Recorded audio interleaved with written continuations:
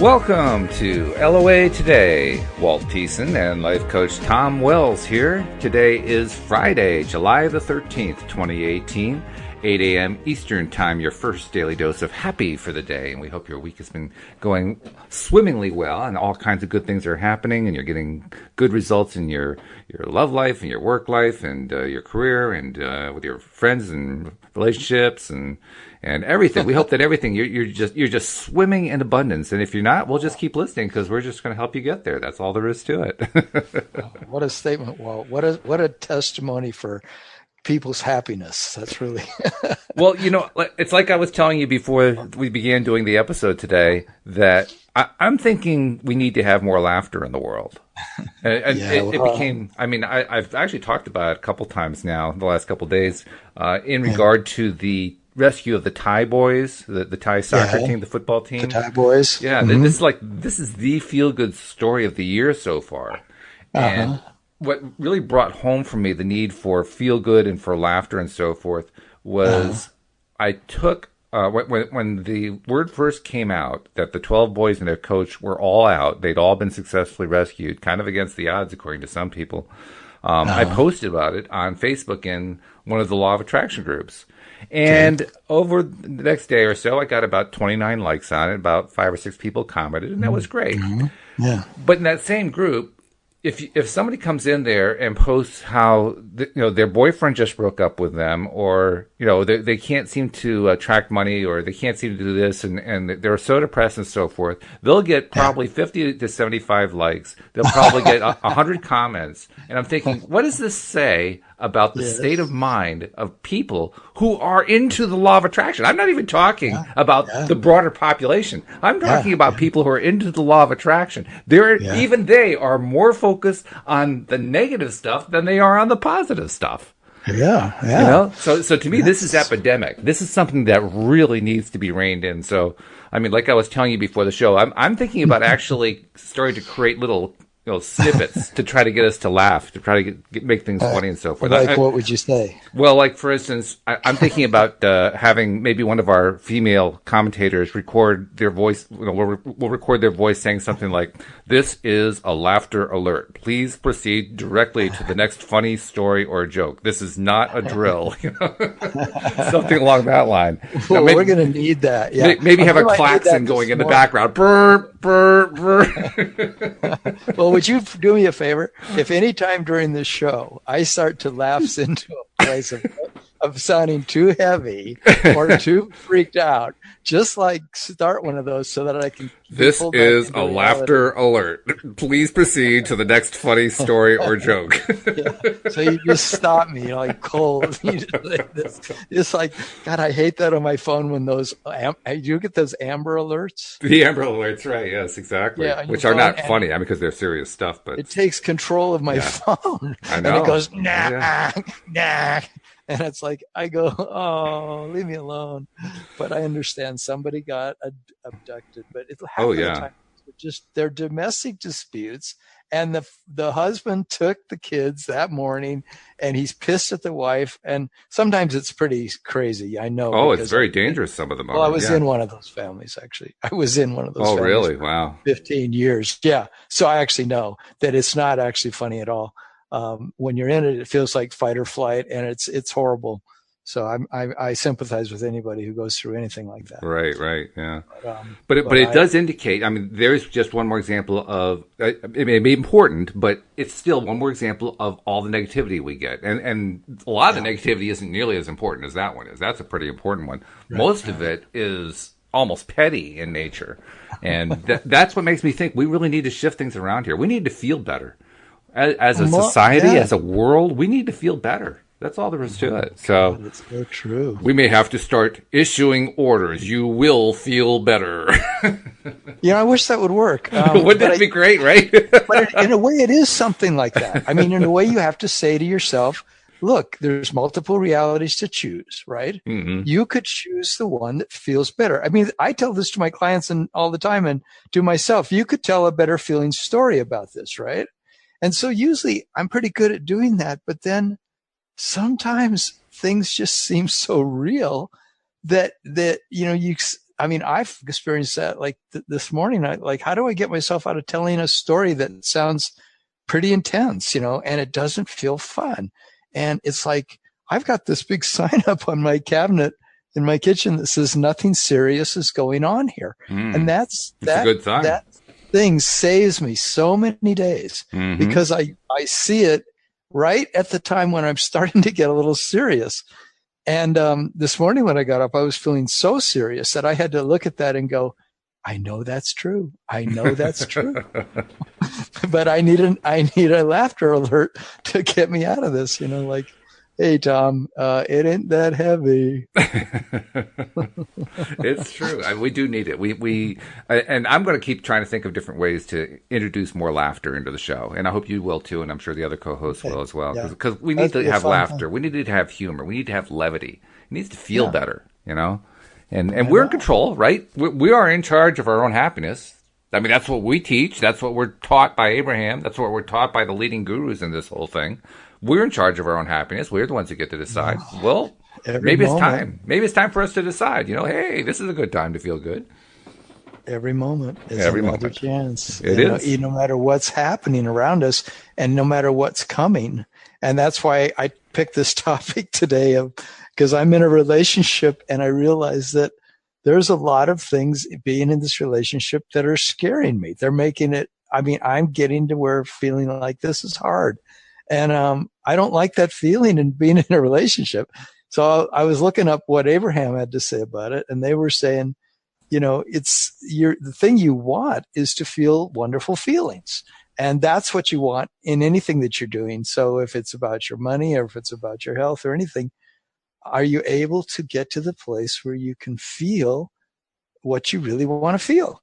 But you know what it is? This is the thing, you were alluding to this. In me, I notice there's a numbness that lets me tolerate bad feelings. It's like it lets me, and Abraham has talked about this a lot. They said, when if you're used to hitting yourself in the head with a 2x4, this isn't their words. This is just what I came up with. I love this analogy, Tom. This is just such a happy analogy. Well, then, you'll do it over and over again. But no, it's like a cartoon. You got to look at it like a cartoon. Like it's a Wile E. Coyote cartoon. Wile E. Coyote's the medicine in the Native American tradition who he keeps shooting himself in the foot. And the Native Americans love to watch the coyote because he would do funny things. They would do things that the people were just sitting there watching him and going, why do coyote do that? It's like, that's not very smart, Coyote just caused themselves to get, to do something crazy. I don't know what coyotes do, but they are the medicine of laughter in the Native American tribe, because when you see coyote do his stupid things, it reminds you to laugh at yourself for the stupid things that you do, for the ways that you think and the things that you do that really aren't that helpful. And, but they do lead you to the awareness of what you do want to do for yourself. It's funny you mentioned that cartoon because that's the old Roadrunner cartoons, and I always thought I used to watch them, but I didn't like them, but I watched them anyway.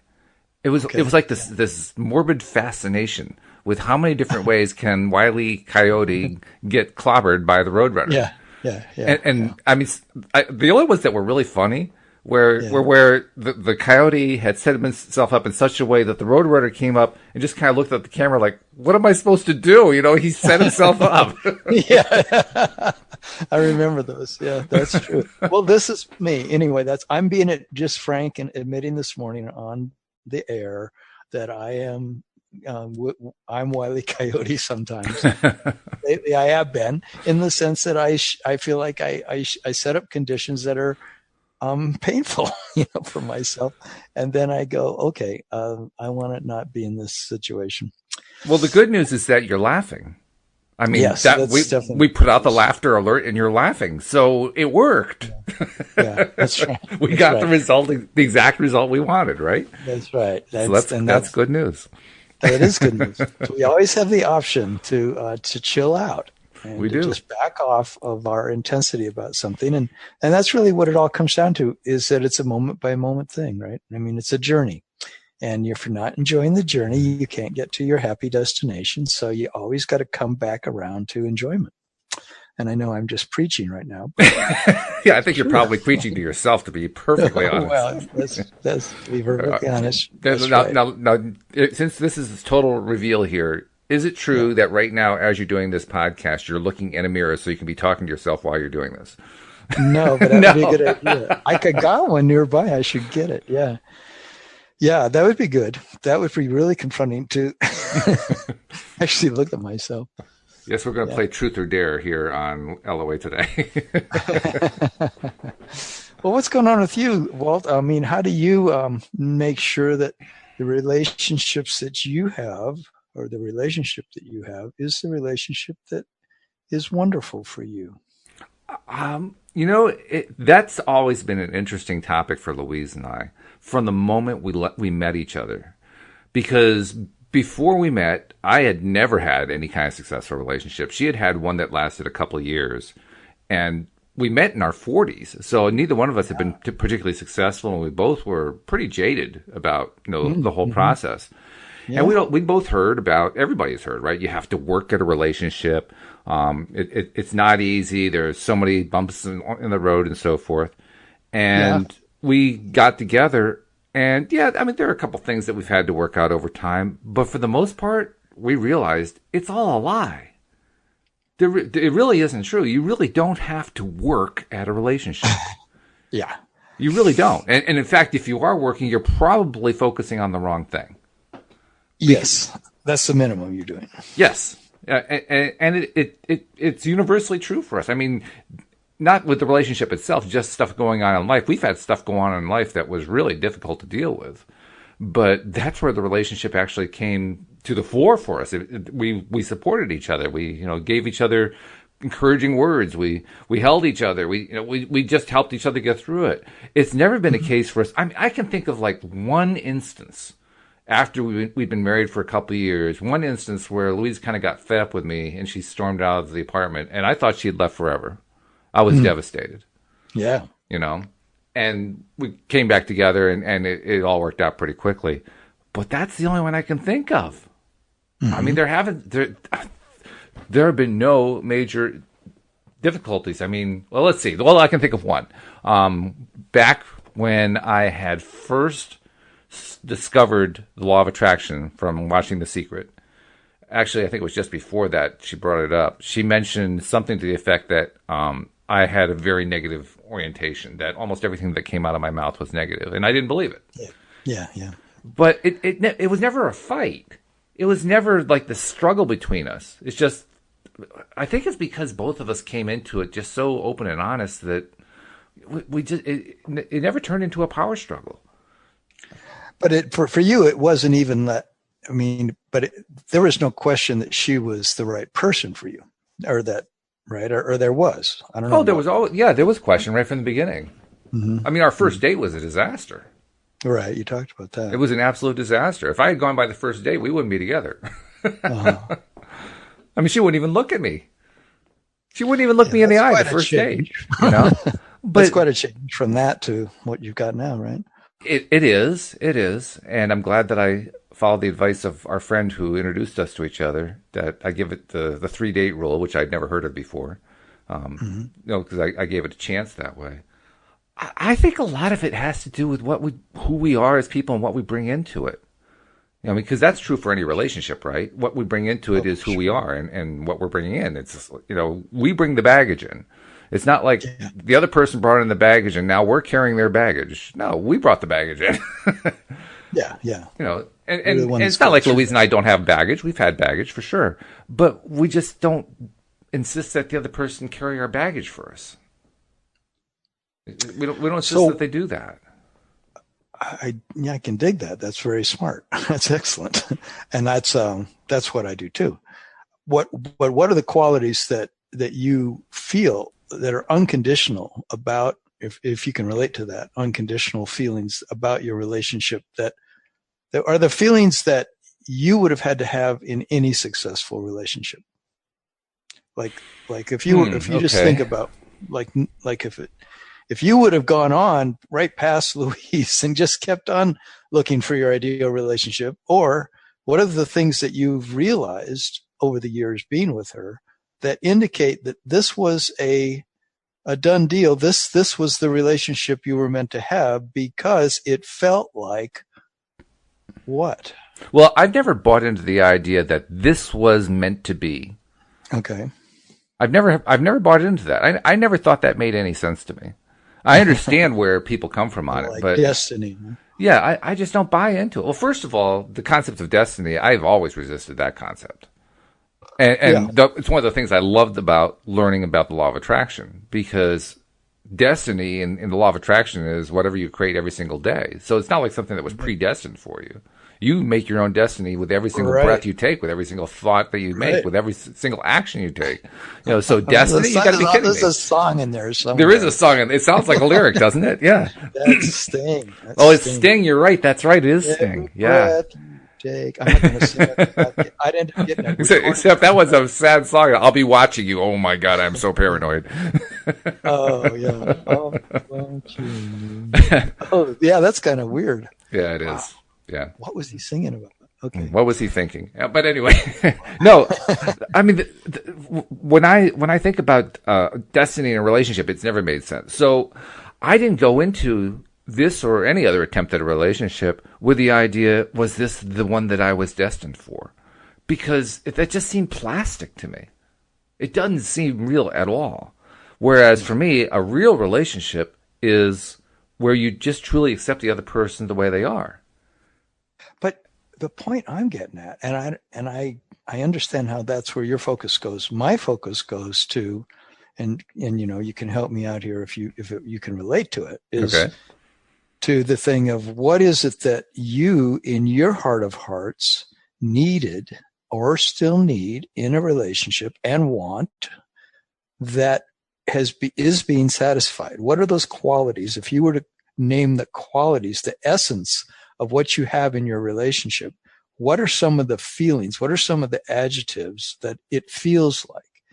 It feels like what in your relationship that is so good for you? Well, first of all, from the very beginning, I felt like Louise was my best friend. That's nice. And I think she felt the same way too. And I think we feel like we're best friends because of what I just said a moment ago. We just accept each other as we are. I mean, I could easily have gotten into a mode where I felt like, okay, there's certain characteristics of her that I just don't like, so she's got to change them or else she's just not for me. And she could have done the same thing with me very easily, probably even more easily, to be perfectly honest. But we didn't do that. We decided, we're just going to appreciate that person in all aspects of who they are. We're just going to appreciate who they are. And so it feels like appreciation. Oh, appreciation is huge for us. Okay, awesome. That's the kind of thing I'm trying to get to. It feels what? It feels like well-being to be in that relationship? Oh, yeah. It feels natural. I mean, people want a safety and security feeling in a relationship. There is nothing that is more safe and secure than knowing that the other person accepts you as who you are and that you're doing the same with them. That is just the ultimate feeling of safety and security. I mean, because I just know I can count on her, and she just knows she can count on me. It's just that simple. Awesome. Yeah. It's because it feel like ease? Oh, God, yes. Okay. That's what I was trying to convey earlier when I said we just don't struggle against each other. Okay. I mean, occasionally, you know how it is. There's always going to be times where and you don't struggle against yourself in the relationship. Like you felt. Well, sure, we do at times. I mean, everybody does at times. Well, but the thing is, we don't turn it into an ongoing struggle. Okay. We put it aside fairly quickly, or we face up to I'm doing that, and then just let it go. It's not a big issue. It's never a big issue. I think that's probably the key right there. Just not making it a big issue. I think where people really get themselves trapped is when they take stuff and turn them into big issues and say, this is really big. This is bothering the hell out of me.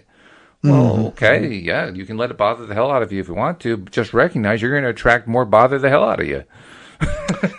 Yeah, for sure. So if you were looking for a relationship, well, this isn't really going anywhere, I guess, but you're finding that the relationship is, I mean, I guess because where I am in a relationship is I'm still trying to accept that the relationship I'm in is really working for me. And you know, because there's a part of me that often feels really, really good in the relationship, and there's a part of me that often feels really threatened in the relationship and doesn't feel so good. And so I'm trying to decide, you know, like, what am I doing? You know, Well, because of try rephrasing that in terms of accepting and non-accepting. accepting and non-accepting of the Of the relationship. relationship or pieces of the relationship. I mean, phrase it whatever you what way you want to. You were saying that I don't remember what words you used exactly, but the gist of it was there's some parts that you like and some parts you don't like. And I'm suggesting Yes. rephrase that in terms of some parts I accept and some parts I don't accept. And if you say Okay. it that way, I think you'll find it'll make a lot more sense to you. Really? Well, some parts some parts I enjoy and some parts aren't as enjoyable, but it seems like it's always got to be me that's creating that. And I suppose what you're saying is I'm creating that by my either acceptance or non-acceptance. Is that Sure. what you're Yeah. saying? Yeah. What parts are you having trouble accepting? That'll give you a really big clue about your acceptance level. Yeah. Well, that's for sure. I mean, there's some things that seem, yeah, that I just can't accept them, and therefore I'm avoiding them in the relationship. But other Yeah, things we know that, how that goes, don't we? yeah, right, right, right. Well, you know, not trying to avoid them, but it's sort of like not engaging them, you know, because I don't want to engage with those parts that seem more threatening. But maybe that's avoiding, you know. So yeah, so that's good to look at that. So I you mean, can do that. if there was parts of Louise that I just couldn't accept, I don't think we would have stayed together. Okay. And if there were parts of me that she just couldn't accept, I don't think we would have stayed together. Yeah. But we're both pretty accepting people in that sense, in the sense of a relationship. We're pretty good. I mean, there are other areas of life where we still are working on our ability to accept and receive, but in that area, we're pretty good. I think we've come. I think we probably demonstrate how to be in an accepting relationship as an example to others pretty well. That's cool. Yeah. I mean, because Well, acceptance is really it, right? I mean, we know that from law of I don't attraction know. teaching. I It's all about acceptance. So, to what degree are Yeah. you willing? Am I willing to accept her the way she is? And she comments on that fairly frequently. Every once in a while, she'll say, I just love the fact you accept me as I am. And Uh-huh. you know what my instant reaction is? Well, of course I do. Why would I want to do anything else? Yeah. Well, it's working for you. It You know, I does. mean, you know, you wouldn't do it if it wasn't enjoyable for you, and you didn't feel like this feels like home. This feels like, you know, place I want to be. I feel excited here. I feel adoration towards her. I feel, you know, I feel Well, I feel the that full range of fun. I emotions feel with her. it's There are fun. times when I'm not happy. There are times when I'm Hmm. frustrated. There are times when, things aren't going ideally the way I want them to with her. But, and the same thing is true with her and the other way around. I mean, everybody has rough edges. It's not like we don't have rough edges. The question is, are we willing to accept the fact that it's a full pack, it's a complete package? I'm willing to Hmm. accept her in the complete package. She's willing to accept me in the complete package. That's what makes it work. Hmm. Hmm. Yeah, I can see that. Definitely. I think that I honestly believe that when couples have struggles that go on and the struggles become suffering and the suffering becomes chronic, I'm really convinced that it's because they really haven't gotten through step one, which is accepting that other person the way they are. And that when Hmm. you don't accept the person the way they are, then you're constantly comparing, right? You're comparing to an idealist, or you're comparing to an ex-mate, or you're Hmm. comparing to somebody else's relationship. You're always doing a comparison thing because you couldn't accept them the way they were the first time. What's the most common characteristic of a codependent woman? She's trying to turn her mate into what she wants the mate to be. Hmm. Well, that's not accepting them. That's actually Or a codependent man. well, either way. Yeah, it can work either way. You're right. I don't mean to be Yeah. discriminating against one gender. That's not my point. No, I didn't. I know you would. Yeah, but I just thought I no, you're had right. to say No, it's right. You're perfectly for all valid the to bring that women up. out there. That's fine. That's fine. No, you're right. But the point is, I guess I've just seen a lot of the codependent women. That's why I thought of that. But you're right. It can work either way. The point is, if you're in a codependency, in a codependent relationship, you're trying to change the other person. You're trying to make them into something that they're not currently at. They're not at that place right now. No, for sure. And when you do that, you're going to lose every time. I have never seen or heard of a relationship where someone successfully turned their partner into somebody else, especially somebody else that they liked. It has a 100% failure rate. Yeah. My thing that I'm up against, I think, is, and I've been saying this for quite a few months in the relationship I'm in, is that part of me feels like I'm trying to put a square peg in a round hole, which is me trying to be in that relationship. And so I feel like I'm trying to make something work for me that I'm getting a lot of signs it's not working. And yet I'm getting a lot of signs that there's a lot that I like there and a lot that is illuminating to me and uplifting to me. And it's kept me there because I often feel like, oh, this is really good. But then I get away from it and I feel this is not so good. And I get into this, like, well, why am I trying to be in this relationship if I don't like it? If certain things about it I don't like. And so that's why I'm picking now I picked the title of the show today, because I'm wondering how many people out in radio land, podcast land, go through that themselves of in a relationship or trying to find a relationship where they're feeling that, how do I find the thing that's really right for me?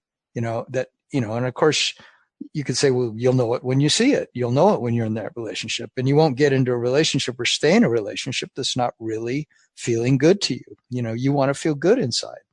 And, so that's all I'm talking about is, I guess I'm not even at the phase yet where I'm really, wondering if I'm sabotaging the relationship or not. It's just like wondering, is this even the right relationship to be in?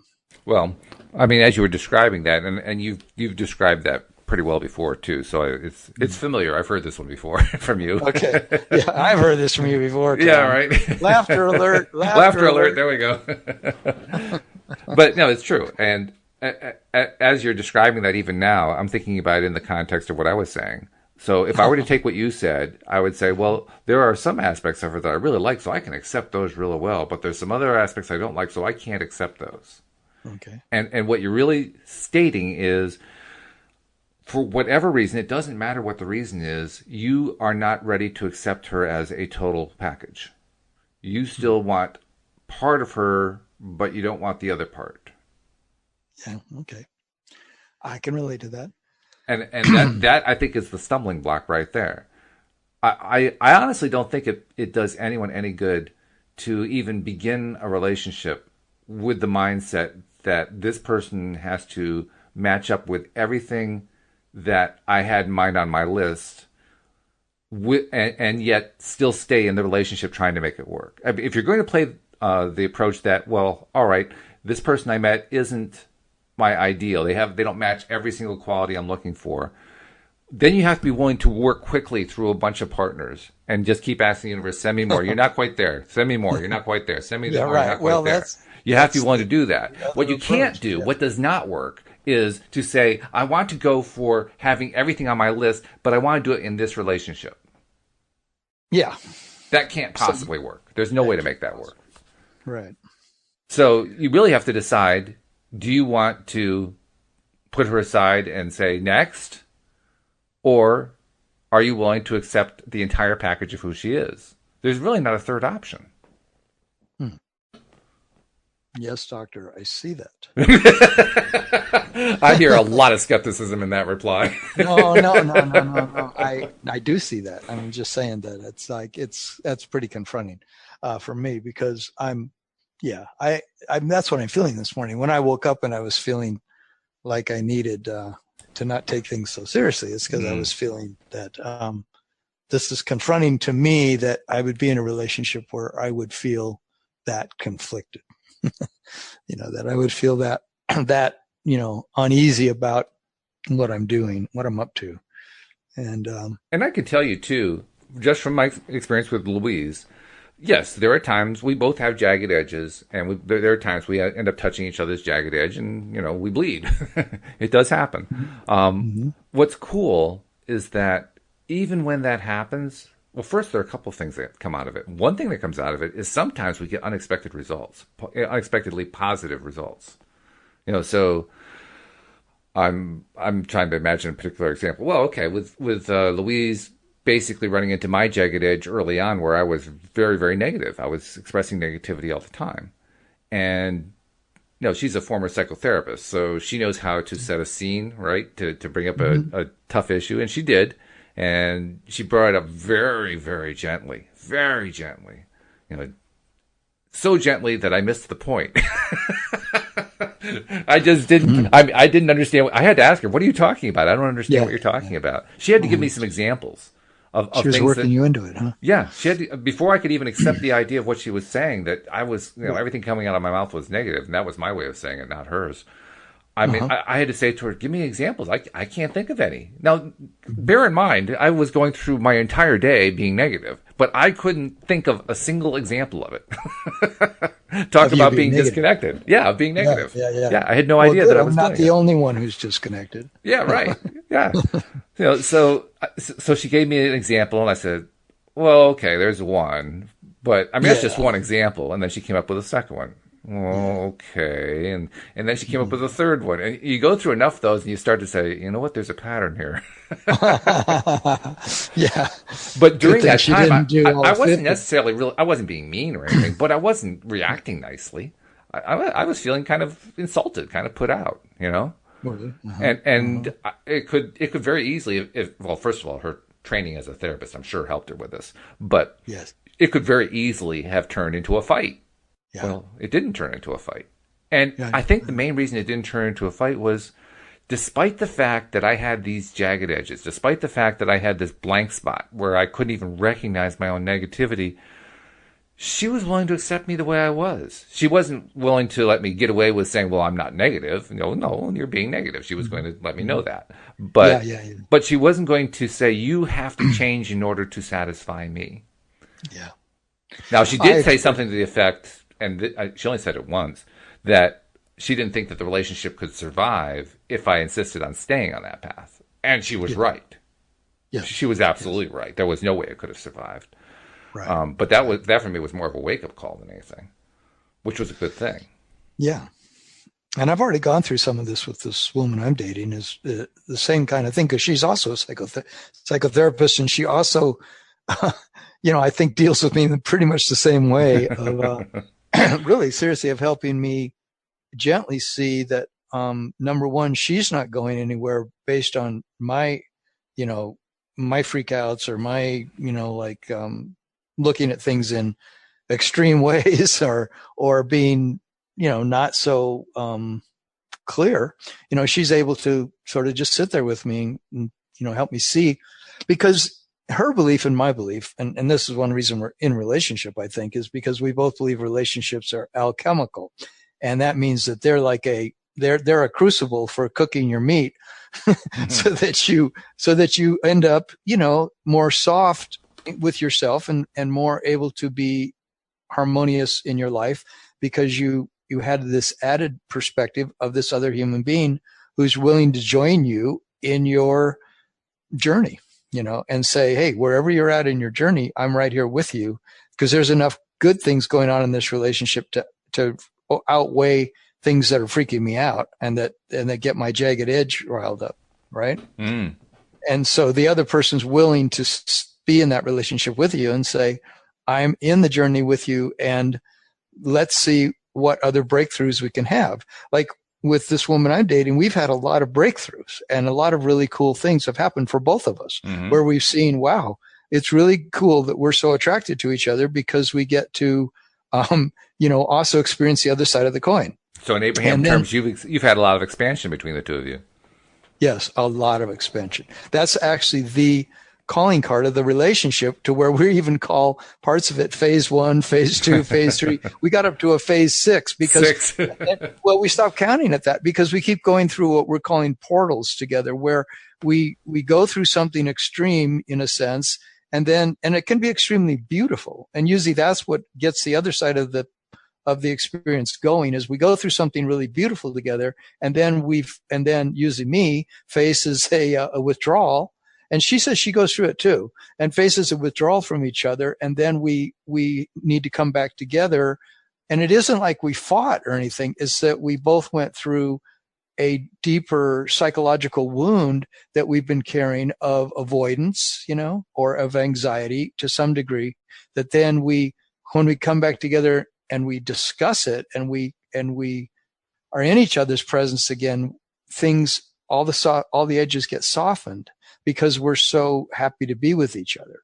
And as those edges get softened, we're able to have these deep conversations where we talk about what's been going on for both of us. And especially it's usually around me, what's been going on with, my withdrawal from the relationship, and why do I think that it's a threatening relationship or something? And then I get to see these parts of myself, and they really do relate to other aspects of my life. They relate to my thoughts around money and my feelings around health and my feelings around who I am as a human being, just my ability to in the world be expressing myself, like I do on the podcast, and to do that in my coaching, and to do that, who do I want to be in the world as the enlightened being that I claim to be, or that I would like to be, right. Yeah. And so that relationship helps me to further my clearing of my field, so that my field is less cluttered with these distortions from my past. And they say you can only do this in a relationship. Only relationships give you the alchemical vessel from which to be cooked, to change the lead into gold, as in the old alchemical analogy, of you're changing lead into gold. So you're taking something dull and heavy and turning it into something light and heavy. Well, that's not a good analogy, but you're turning it into something of great value. If you're talking about primary relationships, I think I would disagree that it's the only place, but I would certainly agree that it is a great place. It is a wonderful place to do it. It's not the only place. Yeah. You can do it in lots of ways. I mean, and you go through some disease, or you have some disease, or you go through, losing something, or gaining a whole bunch of something, and you've got to adjust, and there's things that come up in our egos, right? Or in or whatever you want to call that, in the sense of who we are. And it's the sense of ourself that wants to be a very free person, that wants to be a very happy person, is confronted with where our blocks are, where my blocks are. And then I look at my blocks. I look at these things that are where my resistance is, as Abraham terms, there's my resistance, and look at it and then say, well, what do I want to do about that? I want to release that resistance and find how to flow better and be happier on my journey. I think there's also another factor. And as you're describing that, it occurred to me, it's not necessarily directly related to what you said, but it seems like it's in the same ballpark. And that is the question of what is love. In a sense, there are two kinds of love involved in a relationship. One's the sexual love, the heavy attraction, the magic, the chemistry, all that stuff. But there's the other kind, which I think is the more important one, which is what I'll call the source energy love. The love of the other person as the other person, just because that's who they are. That ties into the acceptance concept that I was talking about earlier, right? Yeah, I like that. And that love, I like to think of it as the source energy love, because we're all source energy, right? We are manifested in physical form now, and we're doing a physical thing. But the source, we're all perfect energy. We're all energy. We're all source energy, and true love, in my view, is two beings of energy that exchange energy. That's the nature of it.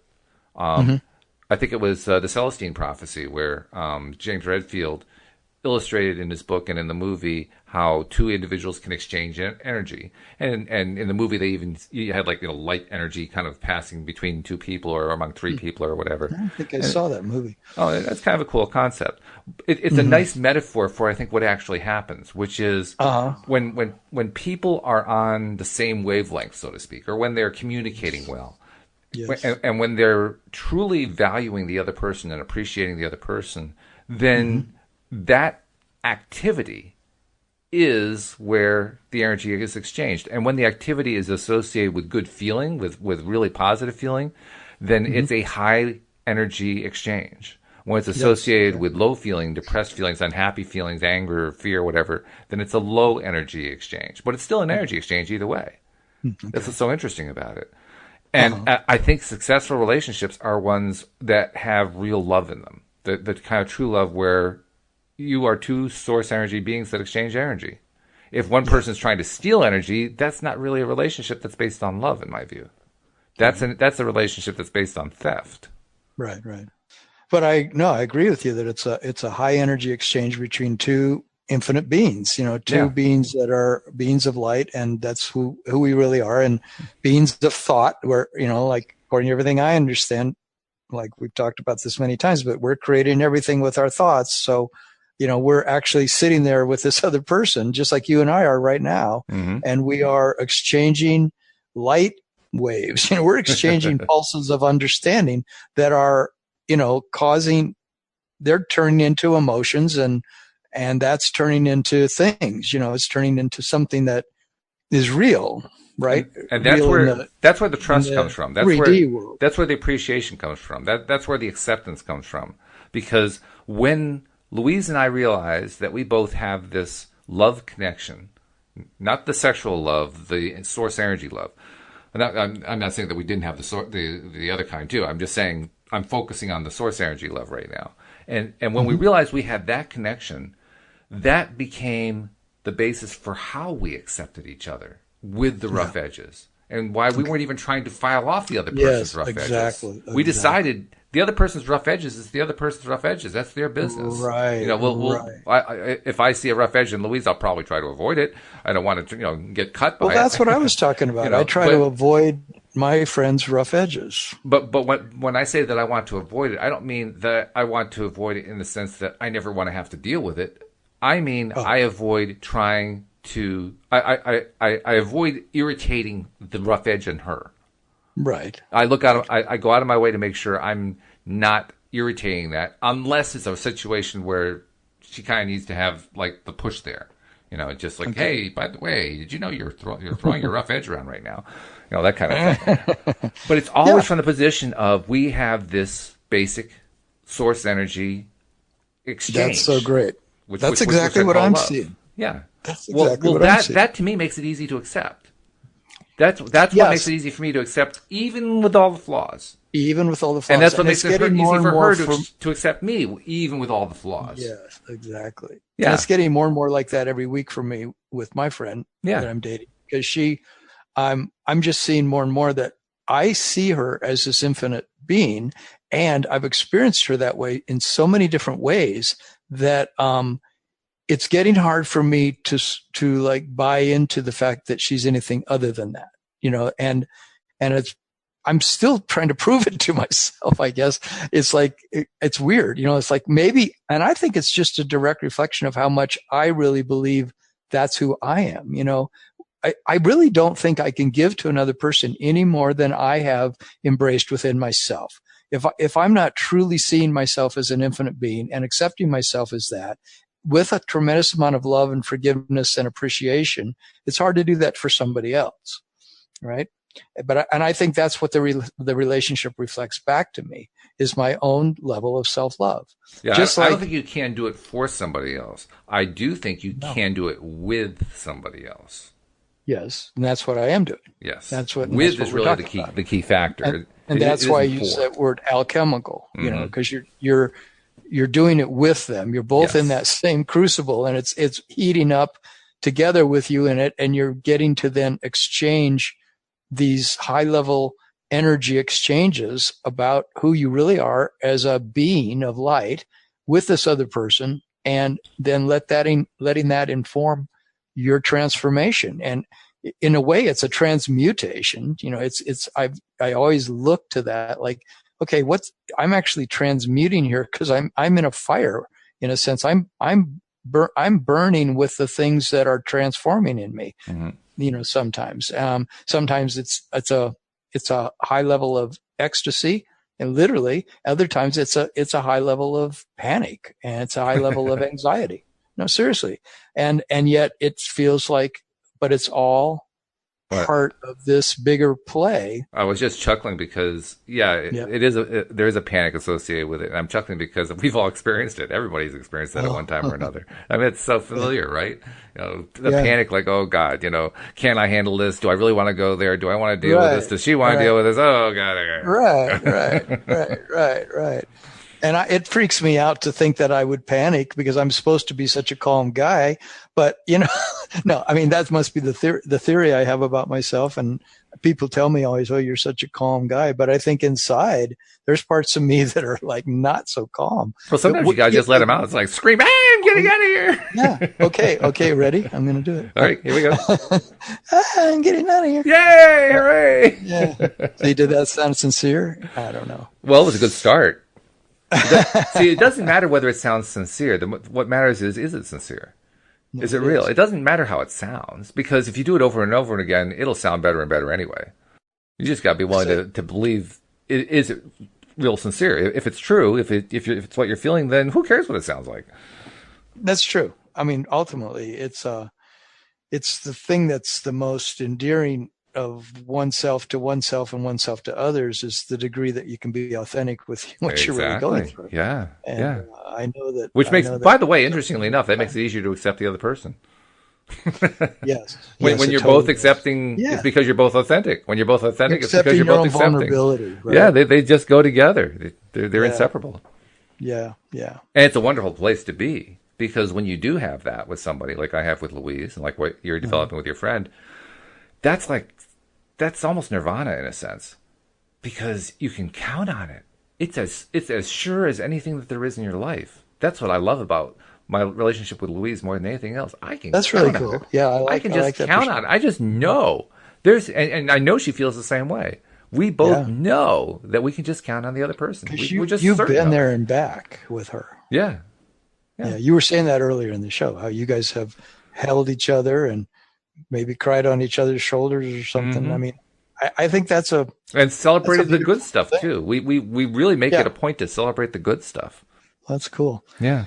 Yeah, all that stuff it's so human, right? I mean, it's it's like, in a way, I feel like that's what is I'm up against in my own self, is accepting my own humanity rather than going for a goal that's just lofty imagination of an ideal. Well, you're right, because it does start inside. It starts with accepting yourself, and truly, that's what we mean when we say love yourself, right?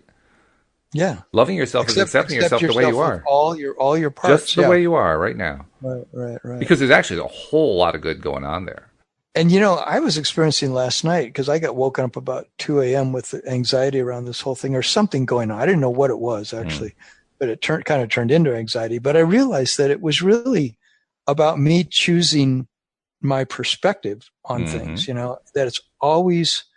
I just saw that there's multiple ways to view anything. And some of those ways for me are more challenging, or they take me into a place where I feel anxiety. And other ways, when I go in that direction, I feel self-confidence, and I feel possibility, and I feel excitement, and I feel hope. There's this thing that I learned in one of my coaching trainings from Gay Hendricks, and he said, fear, we've talked about this on our show about fear, that fear is false evidence appearing real, and it's excitement without the breath. That fear is that excitement, but you're not breathing into it, and so you think you're freaked out, but in reality, this other part of you is excited. This other part of you is expanding. You might say that's your infinite self is expanding. And then the part that clings and holds on and is fearful, that we call fearful, is the part that just isn't breathing into the fact that, no, you're okay. You're just not breathing deep enough. And I experienced that last night, when I breathe really deep, and there's this thing called the healing breath that you can do, where you take in a breath for, say, a count of 10, then you hold it for a count of 10, and then you let it out for a count of 10. And it's called the healing breath. Or you could do it to a count of 5 or a count of 7 or a count of more. But it's like I've done that sometimes for as long as 3 hours. I've done that. Like when I couldn't sleep at night one time, and I just started doing the healing breath at like 1 a.m, and I did it till 4 a.m, and I got so high. I got completely stoned. I mean, completely, I was sailing, and I realized it was because breath itself is so liberating when it's the only thing you're focusing on. Right. And that's a terrific level of focus that you had too. I mean, to be able to focus that intently that you were getting high on it. Whoa, that's pretty good focus right there, guy.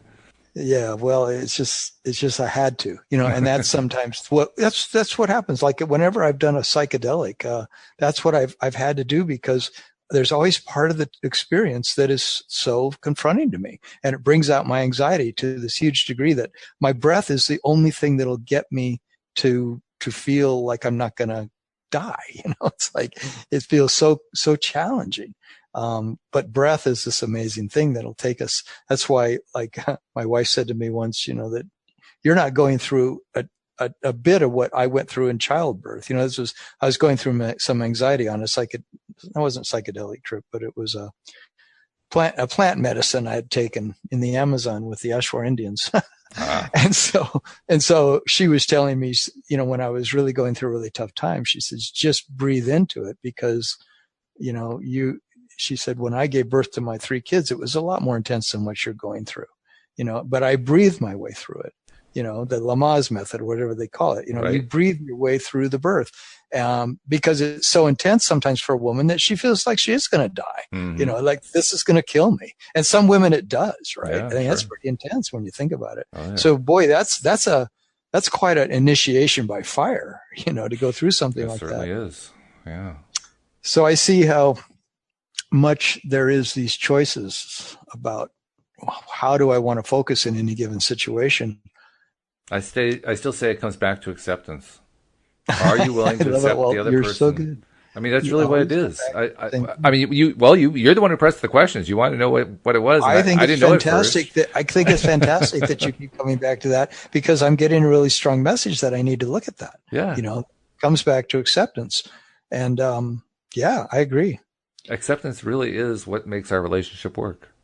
And I mean, I'm so grateful for it. It's fabulous. It's the best thing. It is really the best thing. I mean, I remember what it was like, but only in my memory. I don't have the feeling of it anymore. When I was before I met Louise, I was living completely in the feeling of being miserable, and of feeling friendless, and like no woman ever wanted me, woman ever would want me, and all this other stuff. And it was just a horrible, horrible place to be. And I also went through with a couple of people a couple of women that I dated. I went through the attachment thing, right, where this person just fills me out and so forth. And then the relationship fell apart, and then I would fall apart. I went through that too. And I think that's what taught me the importance of acceptance right there. Going through those attachment things where, you become obsessed about a person. You got the strong sexual desire and the thrill of it. And then you're together, and it's like, she just completes all the parts of me that are incomplete and so forth. But it's a lie. That's the thing. Because the other person can never really complete you. It feels like it at first. Yeah. But in reality, they really can't complete you. You're the only person who can do the completing. That's what I learned. I had to be the person to fill out the rest of me. Yeah. And once I filled out the rest of me, I met Louise. Interesting. Yeah. Yeah. So you did that by your own personal introspection and I was very introspective. Many things you used to. I wasn't good at it, but I spent a lot of time on it. I really wasn't. I wasn't very good at it at all. You did something to get to that place where you could allow her in. Well, let's put it this way. I spent a lot of time beating my head against the same wall over and over again. Yeah, that sounds like me with a 2x4. Yeah. But you do that often enough, and you say, wait a minute, there's something wrong with this method. This method is not working at all. Exactly. Yeah. Exactly. That's what I was saying last night when I was feeling anxiety. I said, this just doesn't work to approach my life in a way that creates anxiety, where I would create anxiety. But I saw this it's just an old story, it's some old story about my woundedness, or about how life has to be hard, or how life has to be a struggle. I don't know what it is, but it's just it's sort of a default place that luckily I don't go there very often, but I think I carry it a bit inside myself. And this relationships gives me a chance to free it from bondage. Well, it's interesting you should mention woundedness. It's a very evocative word, a very evocative phrase almost. Oh, definitely. I love that phrase. It's got all this angst in it. It has a lot of angst in it. It has a lot of pain in it. And when I think of that word woundedness, it makes me think of two things. The first thing it makes me think of is it is important to confront where the woundedness comes from. And the second thing it makes me think of is I definitely do not want to live in woundedness. Oh, no. Definitely not. So, I mean, I say it's an interesting word, but I say it from the perspective of it's a word I don't want to spend any more time in anymore. I've spent enough time in woundedness. I spent much too much time in woundedness. Yeah. And I realized that's not a place to live. There is nothing good there for me. I mean, yes, it's great if you confront something, but then you got to leave it behind at some point. But you did probably go through some transformations around it that you had to go through, maybe. Do you think? Well, I think we all do continuously. I don't think there's ever really an end to that. The question in my mind is, do we continue to think of ourselves as wounded? Oh, okay. Is it really valuable to think of ourselves as wounded? Well, whatever you're vibrating with, you'll get more of. Right, yeah. So clearly from that perspective, it doesn't really pay off very well unless you like woundedness, you know. Right. No, so, and that's the tricky thing about change. Did I interrupt you? I'm sorry. No, that's fine. Go ahead. Well, the tricky thing sometimes about changing oneself, in my mind, is that you've got to be able to continue to be on the track of what feels good, what feels good, what feels good, what feels good. It's not really that tricky, but it is a new skill to develop, you know, as in a way we haven't practiced that one as much. And that's why I think you can see that entry that you made on that Law of Attraction website and see so many more likes on the person who is suffering than on the story of the good news, because the suffering has developed such a pattern within us that we have more of an affinity for it. We have more of a, a leaning towards it. And it's more familiar because that's what we're used to dealing with, right? Yeah. It's right. The part that we're so readily focused on throughout so much of our days and throughout so much of our lives. It becomes the focus of our conversations. It becomes the focus of what we write about. So of course we're focused on it, and that's all we can see most of the time. That's what I was noticing with the people who were posting. They see, all they see is the pain. All they see is the frustration. All they see is the joylessness. The woundedness, yeah. At some point, you have to say, I think I've seen enough of that. Right. And the question is, how far can you really get by focusing on woundedness? You know, like I think there's a place of admitting the fact that, oh God, I do feel bad inside. I feel broken. Sure. I feel wounded. Yes. And then the choice is the next moment, in a sense, how shall I go forward from this place? You know, how should I go forward? And there's some, I think there's some methods out there that invite you to stay in the woundedness for a long, long time. And Abraham, for example, invites you to not spend very much time there. That's why I like Joel's story so much about the woman who had been in therapy for 16 years to investigate whether she'd been sexually abused, and came to him, and on the first day he asked her, "So are you done yet?"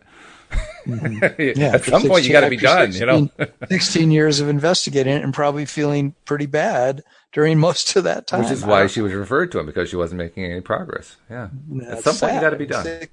16 years of feeling bad. Well, it's not so much sad. The victory is she recognized it. I mean, she had to be a little bit confronted by him saying, "So are you done yet?" But nevertheless, she got there. That's the good news. We could spend a lot of time focusing on, she spent 16 years, but the most important thing is she got there. That's what matters the most. That's what matters. Yeah. Yep. Just getting there again and again and again. And that's a lot with the journey of life. I mean, that's what I'm seeing. It's like, it's my whole journey in this relationship or in relationship to my business or my health is, can I come back to feeling good again and again and again? So even if a symptom crops up where I get earaches from my sinus condition, can I get back to getting beyond the earaches and feeling good again? And I know it's a lot in my control. Well, the good news is you can. So Yeah. there it is. It's right there. There's our happy note to leave it on. Yeah. That's But right Tom, on. it's been a good discussion, and thanks for bringing it up. And I look forward to All talking right. to you on Monday again after a great weekend.